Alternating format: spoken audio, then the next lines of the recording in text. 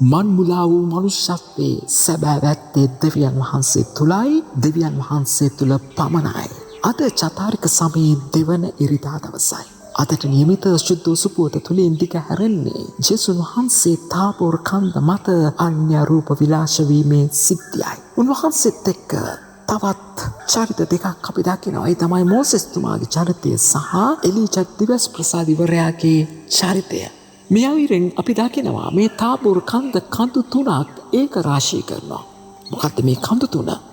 සීනයි කන්ද, කාර්මෙල් කන්ද සහ කපාල කන්ද. සීනයි කන්ද කියලා කියන්නේ දෙවියන් වහන්සේගෙන් ඈත් වූ ජනතාව යලිත් දෙවියන් වහන්සේත් එක්ක සමගි සම්දානය කරන්නට, නැති වෙච්ච ඒ දේවත්වයේ යලිත් මනුෂ්‍යයා තුළ ගොඩනගන්නට දෙවියන් වහන්සේ විසින් මෝසෙස්ට දස පනත දුන්න කන්දයි. කාර්මෙල් කන්ද කියලා කියන්නේ දෙවියන් වහන්සේ අනිත් හැම දෙවි කෙනෙකුට වැඩිය ඉහළින් වැජපෙන බව අපිට ප්‍රකාශ කළ එලියා දිවස් ප්‍රසාදිවරයා විසින් බාල් දෙවියන්ගේ දිවස්වරුන් 450 දෙනෙක්ව පරාජය කරපු ඒ කන්දයි. කපාල කන්ද කියලා කියන්නේ දෙවියන් වහන්සේගේ අභිමතය මේ ලෝකයේ තුල ඉෂ්ට සිද්ධ කරන්නට මාංශයගත ඒ ජේසුස් වහන්සේ දේව අභිමතය ඉෂ්ට සිද්ධ කරමින් තමන්ගේ ජීවිතය මිනිස්යාගේ ගැලවීම වෙනුවෙන් බිලි පූජාවක් කොට ඔප්පු කරපු කන්දයි. එනම් මේ තාබෝර් කන්ද මත ඒක රාශී වන්නේ මේ තුන් සිද්ධීනුයි.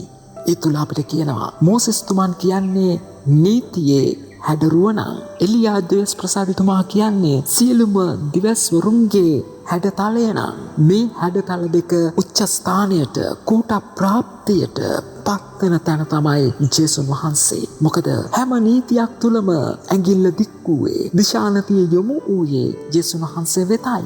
ඒ වගේම හැම දිවසිවරයෙක්ම දෙවියන් වහන්සේගේ අභිමතය ගැන කතා කරමින් දිශානතිය පෙන්වුවේ දෙවියන් වහන්සේගේ පොරොන්දුවේ ඉෂ්ට සිද්ධ වීම වන මෙසියස් වෙතයි. එහෙනම් අපිට පවසනවා ජේසුස් වහන්සේ ජෙරුසලමට ඇතුල් වෙන්නට ඉස්සෙල්ලා අවසාන වතාවට යලිත් දේවතාත්තගේ කැමැත්ත හොයන්නට දෙවියන් වහන්සේගේ අභිප්‍රාය මොකක්ද කියලා සොයාගන්නට තමයි මේ තාබෝර් කන්දට නගින්නේ. දෙවියන්වහන්සේත් එක්ක තනි වෙද්දී ඒ අවස්ථාවේදී උන්වහන්සේ මෝසෙස් තුමා සහ එලීජා දිවස් ප්‍රසාදිවරුන් එක්ක එකතු වීමේ සිද්ධිය අපිට ප්‍රකාශ කරනවා. මෙන්න දේව අභිමතය සිද්ධ කරන තැනන් වහන්සේ, මෙන්න දේව අභිමතය කූට ප්‍රාප්තිය ජේසුස් වහන්සේ තුලයි කියන දෙය. මිනිස්සු දැක්කේ හුදෙක්ම ජේසුස් වහන්සේව ප්‍රාතිහාර්ය කරන උගන්වන තවත් ගුරුවරයෙකු ලෙස විතරයි. නමුත් මේ අවස්ථාවේදී පේතුරුට, ජුවාම්ට, ජාකොබ්ට අවස්ථාව ලැබෙනවා අත්දකින්නට ජේසුස් වහන්සේගේ සැබෑ ස්වරූපය. මෙච්චර කල් ඔවුන් දැක මනුෂ්‍ය ජේසුස් වහන්සේ තුල සැබෑ දෙවිකත්වය අත්දකින්නට ඔවුන්ට හැකියාව ලැබෙනවා. මා ප්‍රියාදර සහෝදර සහෝදරයනි, අපිත් අපේ ජීවිතවල ආගමක් දහමක් අදහනවා. මේ ආගම දහම තුල නීති රීති තියෙනවා. මේ ආගම දහම තුල චාරිත්‍ර වාරිත්‍රයන් තියෙනවා. මේ හැම දෙයක්ම අපෙන් ඉල්ලා සිටින්නේ දෙවියන් වහන්සේගේ කැමැත්ත ඉෂ්ට කරන්නට කියලයි. මේ හැම වත්පිළිවෙතක්ම, මේ හැම ජනවන්දනාවක්ම අවසාන වශයෙන් ඒකාග්‍ර වන්නේ ජේසුස් වහන්සේගේ ඒ දිව්‍ය පූජාව වෙතටයි. මොකද එතන තමයි දෙවියන් වහන්සේගේ කැමැත්ත ඉෂ්ට වීම සිද්ධ වෙන තැන.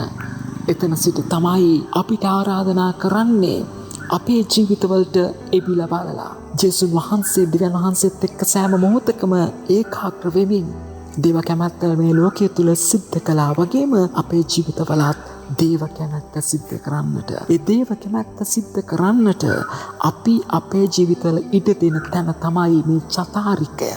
අපි මෙනෙහි කරන්නේ ජේසුස් වහන්සේගේ යටත් වීමයි, දෙවියන් වහන්සේත් සමග එකඟ වීමයි. ඒ එකඟ වීමට අපිත් එකම වෙමු. ඔබ සැමට ජේසුස් පීඨයි.